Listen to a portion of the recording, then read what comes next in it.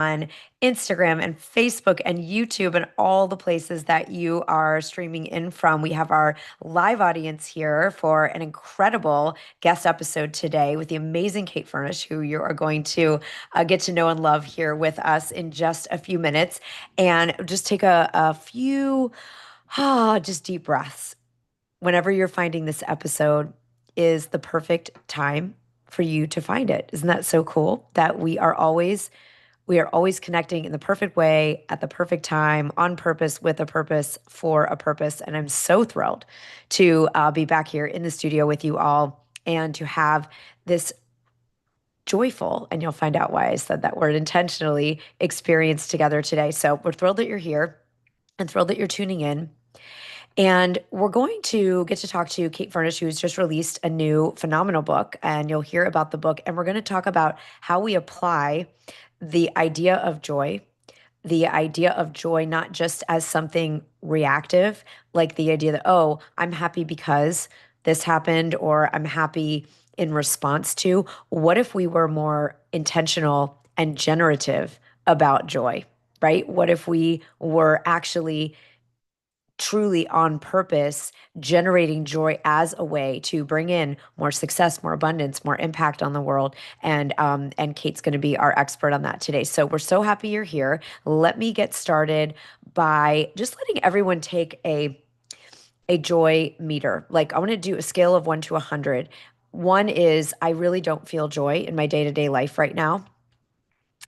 And 100 is I am vibrating practically out of my body with joy on a regular basis. Okay. So we're doing a special episode today on joy as a causative energy, as a power, a superpower, and something that we can not just wait for to happen once in a while, but that we can actually co-create with in our lives, in our businesses, and in our work. And so I just want to give everyone a moment, if you're just joining us, 1 to 100 on your joy meter. How much joy do you have in your life and your work right now? One is just not feeling it at all, and 100 is I am the frequency of joy itself in the universe. Okay. So just be tuning into that as we go through. I'm going to bring up our special guest today to join me here. And I'm excited for you to meet Kate Furnish and hear about her new book. And I have it right here, the Joy Mastery Method. Okay. So, really, I want to make sure everyone can see this beautiful cover. It makes me want to go right to the mountains with you, Kate. And first of all, thank you for being here today. If you want to unmute and share with everybody just where you live and a word about what you do, and then we're going to talk about the book. Good morning. I'm Kate Furnish. I live in Sedona, Arizona, so it's a very beautiful and special, magical place for sure. And so I'm so excited to be here with you today to talk about joy and talk about the book and what it can bring to you. Yes, well, I'm such celebration, Kate, because we've known each other for a while. Kate and I met actually before we had the honor of working with Kate on her thought leadership and on this beautiful book. Kate and I met in another business mastermind and had a great connection. And of course, I'd said, "Oh, I always want to go to Sedona," and so I was very excited to meet somebody who lived there. And we've led events there now and love it so much. And Kate, you were my gateway drug to Sedona. No, you were the person modeling the incredible vibration that you live in every day in those amazing natural vortexes, but you are that as a person. And so I think it was, you know, from the outside, it was almost like, yeah, that was just a nice little frequency match with high vibe Sedona and high vibe Kate. So let's talk a little bit about your background before you wrote the book. What had you been doing up until the time of writing this work? Oh, sure. And thank you for that. I really appreciate it. And anyone that hasn't visited, I hope that you'll get the chance to visit Sedona. So I work as a physical therapist in my day-to-day. I'm a mom of three. Big changes this last summer, two graduations. My son graduated college, my daughter graduated high school and left for college, and my oldest daughter got married. I So know we had you had one heck of a summer. That is massive, like life milestones. Pack, pack, pack, pack, pack, pack. Yes, it's huge. And I in the looked at meantime, you wrote a book anyway. Yeah, I and it was in 30 days. And I'll tell you, I was so committed and especially motivated. I mean, I love Sarah, and then through Thought Leader Academy, like it was my commitment, like this is going to be a real physical thing. And it is. It And I is now. can't, Look, let's hold them up together. It's a real physical thing. You did it. It's so big. Oh, oh, and how amazing it is to take something that was a thought or an idea yeah. and then put it into an actual creation. I thought I shut my cat outside. I see she's gotten in the door, so I'm gonna try to Well, we keep her welcome off. the animals on the show. We love their energy. She's celebrating. She's proud Okay. of you. She's proud of you. No, it's a big deal, Kate, with, like you said, mother of three, full-time job. You wrote the book anyway. You wrote the book in 30 days. I mean, when you're like, I got my idea, I got my download, right? That's my new book, my word that we're calling it. And um and you've had this whole career as a physical therapist and as a mother and parenting and all the things. So what was that download that you knew needed to be part of, like, why did it need to be a physical thing? I know, but let's let everyone else know. Yeah. Sure. So there's certain principles that I found myself talking to people about every day in Mhm. my job through healing, through how we approach life.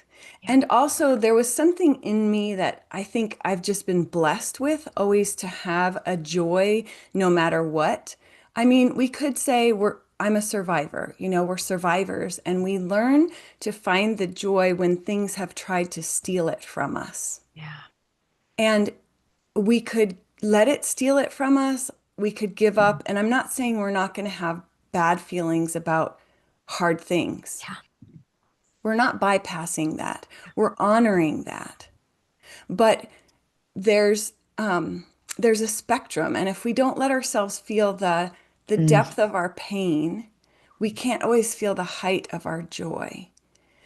Okay, I got to pause on two things you just gave us, which are so big. I want everyone to breathe with me for a second. The first is that joy is an intentional choice. That's something that you as a thought leader bring, Kate, that joy is a choice, not an emotion that we feel. And you also are someone who does the deep, hard work when things are challenging and hard. And so we're not talking about spiritual bypass. We're not love and light. Oh, well, I lost my home in a fire or I was sexually assaulted and it's no biggie. It's like that's spiritual bypass, right? But if we don't feel the depth of that grief or that pain, we also cut ourselves from the equal and opposite end of that feeling spectrum of joy, right? So that's a huge one, like not spiritual bypassing and also not getting stuck in the pain and realizing that joy is a choice. Can we, before we unpack this a little further, could you give us, if you're open to sharing, an example from your life of something that was really hard and how you were able to not let it, and I love that your phrase here, steal your joy long term? Hmm. Yeah, that's a deep question. We're Yeah. gonna go deep, and I'm gonna share a story. And also that, happiness, like you described, is kind of circumstantial. Like I'm happy about something, but joy is within us. And I want a presence for everyone. You get to choose. I want to encourage you to claim your life. It is your life. Like right now, today, this is your life. You're here, you're breathing, it's yours. And so talking about what I saw with people in their healing process, but also my own healing process. So I'm going to share kind of a deep story if you'll Yeah. let me go there. We're ready for it. I Okay. appreciate it. This is a Okay. deep group and a deep community, and we honor and hold space for you to go deep. Yeah. Yeah. So when I was like around 10 or 12, I had gone on a big hike with my parents. It's like a 12-mile hike. You go down a canyon. Um, and we went with a group, and it was a church group. And so there was my parents, and then there was all these 20-year-olds that were pretty cool. And the day it was time to hike out, the 20-year-olds were ready to leave early, and my parents were kind of, let's have our coffee. They wanted to pack up, I'm like, can I go with them? Can I go with them? And I was a lot younger, but I'm a good salesperson, so I convinced my parents, and I got to go with this older group. I couldn't quite keep up with their pace. So they were good with keeping with me for a while. And then finally they were like, maybe you could just wait here because they knew my parents were coming, and just hang out.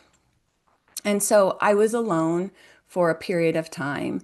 And then there was someone, there were people that worked on the trail and things that came and gave me a ride. There was a horse and I was excited. And then it turned south very quickly. Um, we finally passed the group that I had been with. But then once they knew we were past that group, they knew no one else was coming and took me somewhere and I was sexually assaulted. Mm. My God. And then, um, we finally got out of the canyon and I did tell my parents. Um, and sometimes in those situations, you don't want to tell anyone. I think I Yeah. told my mom and I'm like, don't tell my stepdad. Yeah.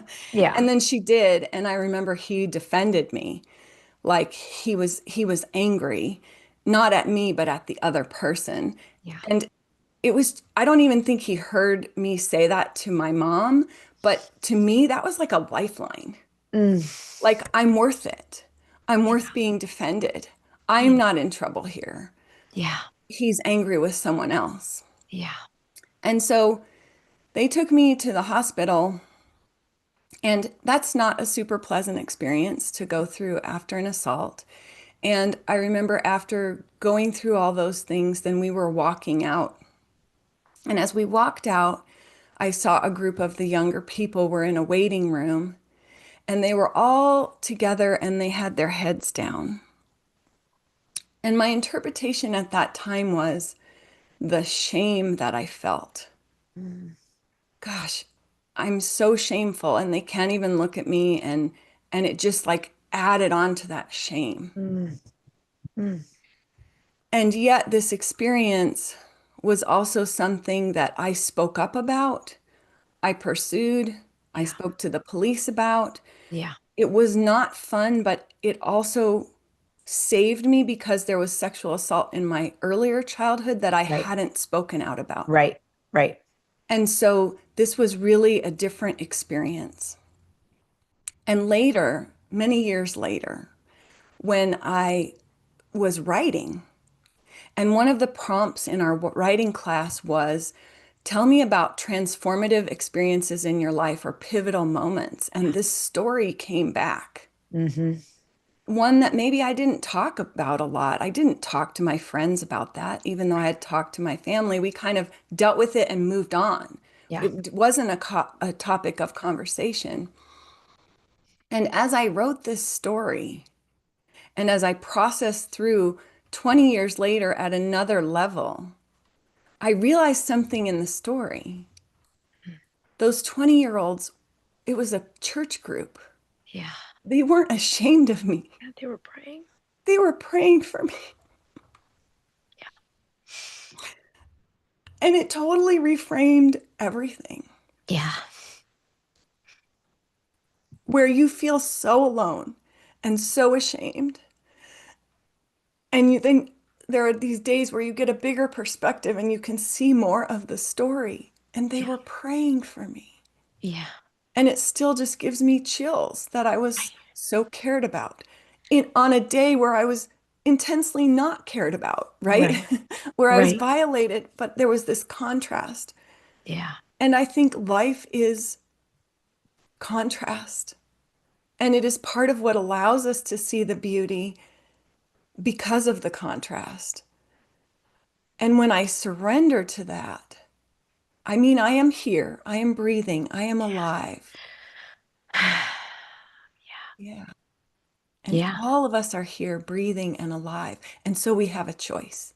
And it will never be right and it will never be fair, but it can be over. Yeah. And is that where the joy comes when we are able to do the healing work? Because this is your story, and your patients in physical therapy have a story, and every one of you listening has something that you, as Kate said, survived. And I mean, yours, Kate, is colossal. It's an enormous trauma and terrifying experience, and that you realized the the greater truth of what was happening in that moment, that heads were bowed in prayer and support, not judgment, right? And again, we share some childhood experiences along these lines, so really I can, feel how powerful that is to be stood for. And so it doesn't get to steal your joy because there's a bigger picture is what I'm taking from this, right? And how is what take us to what you're doing in the clinic every day is now what's in this book. Like what you're able, can you imagine those of you that have been through some, you get to go to Kate as your physical therapist who's walked this path and has this consciousness and this ability to feel it all. You did speak out. You did go to the hospital. You did file the police report. You didn't hide it and, bury it. Thank God, because we all know body keeps the score. I did that way. And guys, I don't recommend it. Kate's version is better. Um, by far. And I got to, do the healing later, as you continue to do.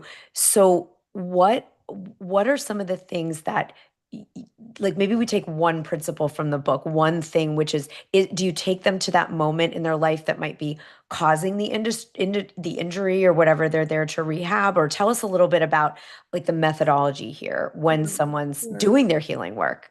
Well, there are 3 steps in the book, and they're to simplify your life, to stabilize your life, and to source your life. Mm, And really, I practice myofascial release body work, which brings us, the fascia is sort of the container of our consciousness. yeah. So it can bring us to those moments in time that are not conscious, maybe subconscious. Mhm. And when they become conscious, then we have a choice, right? Without awareness, there is no choice. But Yeah. once we become aware of something, we can have a choice about it. And so I do encourage people, if you're going through something big or you have a big trauma, you need support to walk through that for sure. And so my journey is in this book, but it's also the principles. And maybe we could just start with, there's a foundational chapter of 10 principles, Right. Right. to bring to your awareness to as you read the book, because some of it you might think it's not going to change my life until you have this foundation. And one of the foundations is something we talked about already today is to claim your life from whatever has tried to steal it or wherever you have given it away. Yeah.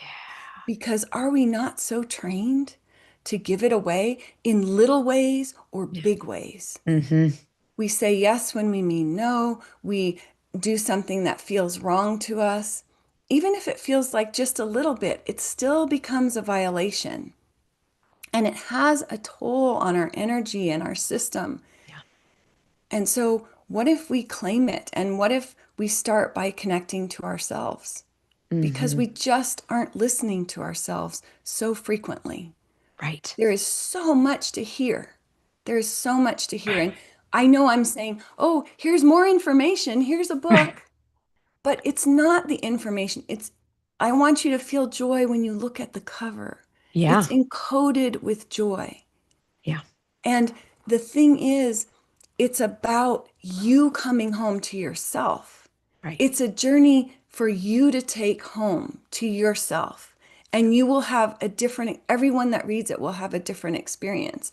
And while I have techniques and tools in there for you to use, I'm Hmm. also encouraging you to develop your own because Right. your joy and my joy aren't the same, thank God, Yeah. because we have different, it, it's a broad, broad, broad world and universe.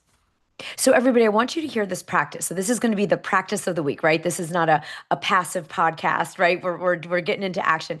And I love this so much. Like how wonderful whenever you're listening and finding and watching this episode, that you are like the universe is essentially, it's how I'm interpreting it today, Kate, that the universe is saying you get to have more joy. Whatever you've been through, whatever's going on in your life, big or small, you get to have more joy today. And one of the ways is first like you said, I always think I teach the 3 A's of change. We have to be aware, accept, and then we can take a new action, right? And you teach very similarly. So when you're aware of it, you can choose differently. So, where are we giving away our joy? Where are we giving away our joy? And using today, what if every one of us listening today just walked through the day and said, where am I giving away the joy? Where am I, like you said, by saying no when I mean yes, or yes when I mean no, by people pleasing, by carrying an old story, Kate, like you talked about, like, oh, they couldn't look at me versus they were praying for me. Yeah. Um, where are we giving away our joy? And then I think it'd be really fun, Kate, for us to join you in how much joy could we create today? How much, like, where can we find the joy? So let's say I remember I was going through like a really big, it was a really tough sort of business situation, right? Um, and I would say in the morning, where's the joy, right? And this is what you teach in this book. And I realized one of the joys I would have, I love to laugh. I just enjoy laughing. It's just feels so good. Like your body is like smiling, right? And I also laugh a lot when I'm with my dog. Like my husband and son and I just find our dog hilarious. He's just funny. He's a Bernie Doodle. He's got a cute personality and he's funny. So it was like no matter what else was going on with the situation I couldn't fix and control that day, I could get on the floor with the dog and look in my dog's eyes. And if my husband and son were at you, he would do something funny and we would end up laughing. And it was just like that cost nothing. It took nothing. It gave so much, but it's a choice. And what you teach in this book is choosing joy. Like you really do get to make a choice to choose it, even if you're healing, even if you're grieving, even if you're feeling great, like you're choosing it. And like Kate said, it's not about more information. The book is an activation, not information. And you can go to the very beginning, and we'll put the link here, and send it out with this recording, of course, as well, so you can all get Kate's book. You can look at those principles, Kate, like you said, those foundational. It's almost a checklist, don't you think? That's how I interpret what you did here in this book. You gave us a checklist, and we can do a checklist to learn to intentionally create joy instead of like, oh, like you said, happiness. Oh, I'm going to wait for something fun to happen and feel happy. Joy is something we can intentionally create. And remember, whatever we focus on, we get more of. Everyone listening, right? So if you're focusing on where's the joy today, you're going to, your reticular activating system in the brain is going to go seek out more joy for you versus, oh, the hard and the whatever. So, Kate, is that where you want to take us? Is that, am I like, I'm mirroring back what's in the book and what you're sharing here, but I'm going to do this week. So I hope all of you listening and watching will do it with us. I love that. Intentionally create and also nourish. What are we nourishing in ourselves, Mhm. right? Because I think one of the things that steals our joy is that exhaustion, that burnout, Mhm. that driving ourselves and driving and driving and driving to do all the things. Sarah just gave a beautiful example of when she was going through a difficult time. She chose to make time to play with the dog. How easy would it be to feel like something's going on? I have to rush around. I have to Yeah. do more. I can't have any space for myself. But she took that space to do something she knew encouraged her and nourished her and gave her joy. And that's where I want to say to you, like, this power is within you to choose this because I see so many women waiting for, caring for all the things. And they have this question of this secret question: when is it my turn? When Mhm. is it my turn to enjoy my life or to be noticed or to have someone pay attention to me the way I'm paying attention to others, right? And guess what? That person is you. Yeah. It's Right. you to listen. What nourishes me? What stokes my joy? Mm. Because life is going to be up and down for all of us, and that's just life. But we are in intense times. And if we are not stoking our joy, what are we doing?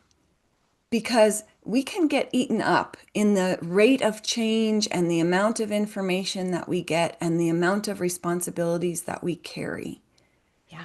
And so I love that just beautiful example of you got on the floor with the dog. Right. And there's she didn't so even. much right about the ground and like just all the things that come with animals, and their vibration, unconditional love that I know that you teach.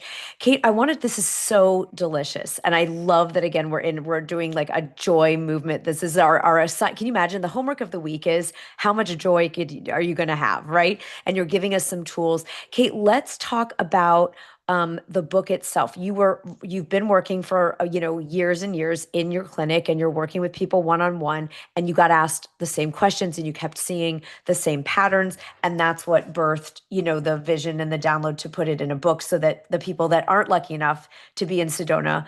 Although I want to get on a plane right now and come do myofascial release because that it's like, oh my gosh, how amazing.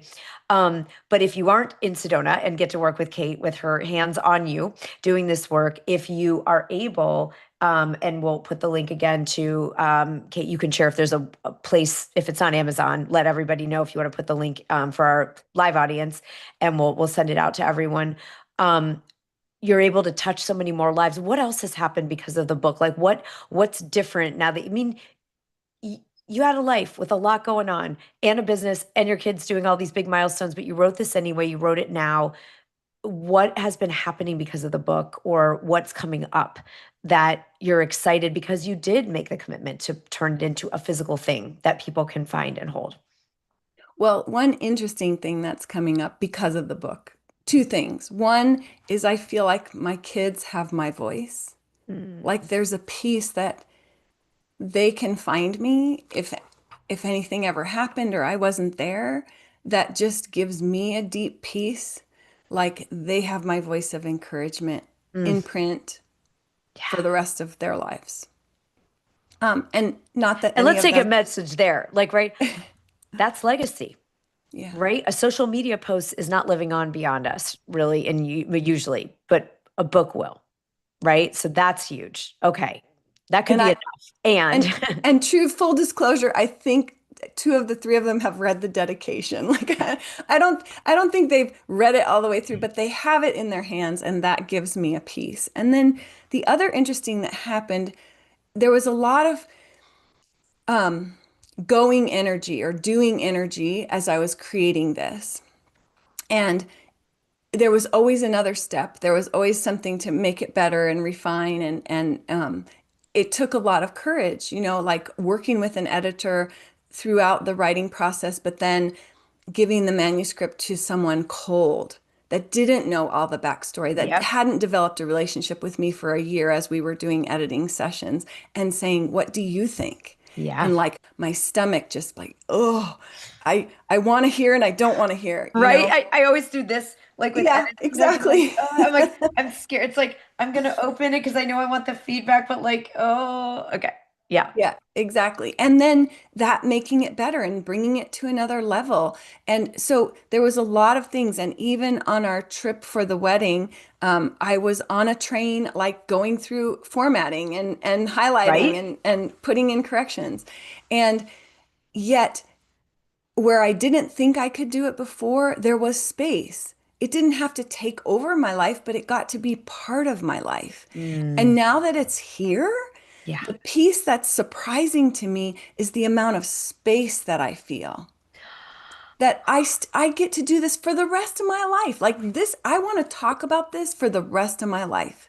And so it really is those core messages. And I'm not saying that I don't have more within me and more to teach and say, but these core principles really are the culmination of my life's work so far and Mm. what I want to share and talk about. And now I have the space to continue to move it forward. It just took pressure off in an interesting way that I hadn't anticipated.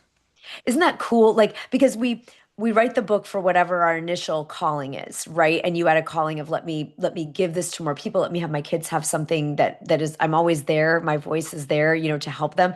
And those of you that have trained with us, like Kate has, right? You know that one of our three essential bestseller ingredients is you pick the topic of the thing that you would talk about forever and ever and ever because you just love it so much, right? And so Kate, it's like we can feel that in you, and you've expressed that with us.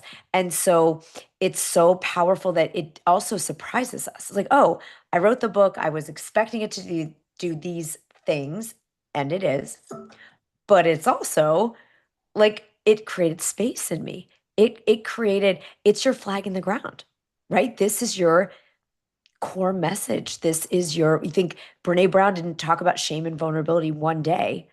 She's been talking about it for years and years and years because she was called and tapped by the universe, big magic, to be a thought leader around that. And you've been tapped to be the thought leader in this joy mastery experience. So so excited for you. Is there a best place for people? We're sharing the link to the book, of course, so everyone get your copy. And is there a best place you love people to contact you if they want to witness your work, continue connecting? Is it Instagram, or what would be the best way for people to find you online? I'm not super great at social media. You can Yeah. find me on Facebook at Kate Yeah. Furnish. And then if you get the book, my email is in the book as well, Oh, for perfect. you to contact me. And I was reading the chat a little bit as Sarah was talking.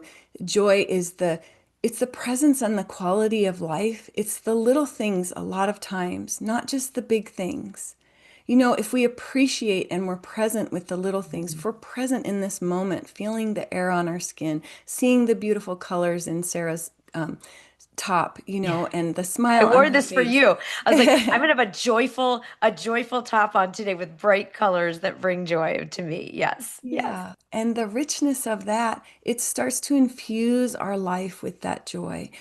And that's why it's called joy mastery. We Yeah. didn't talk about mastery, but to master something, we have to practice it.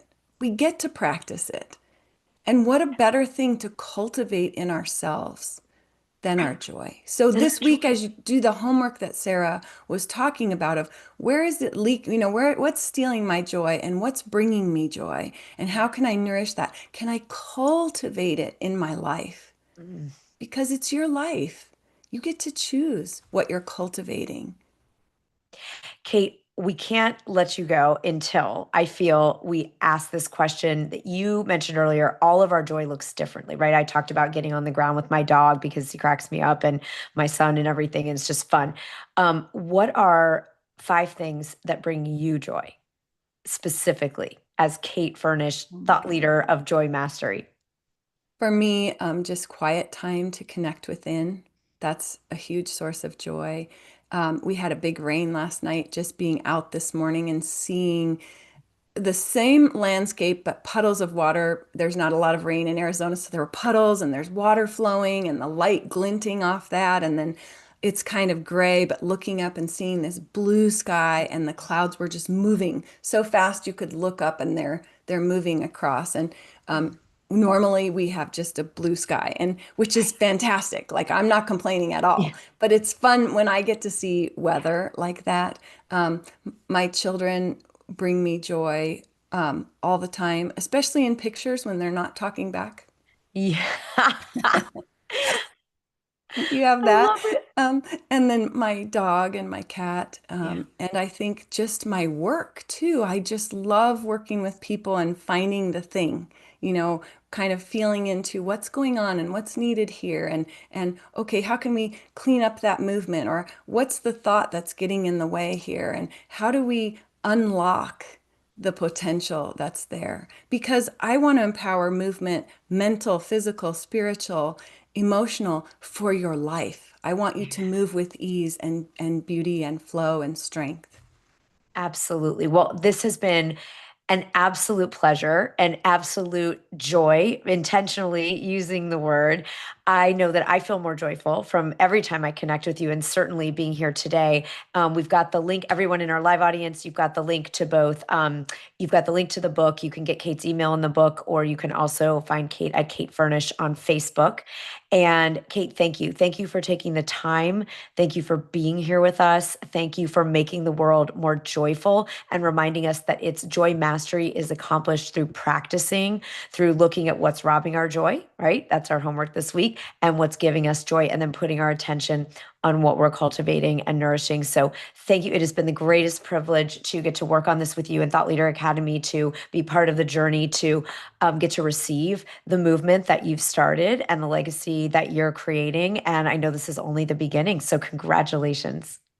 Thank you so much, Sarah, and thank you for your work and your vision that's helped bring so many books to life.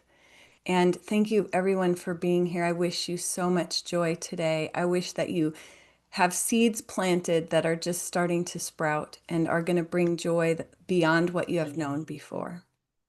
Well, let's all receive. I'm going to receive that. We will receive it together as a community. And those of you in the Monetize Your Book Club, Kate is joining us with her joy, so that'll be an even more joyful place. And we're so excited. Those of you that are members there with us, that you'll have the chance to get to know Kate more and collaborate and learn together. So, just again, continued congratulations. So much more to come. Love to you and the family, and we'll see everybody on the next episode.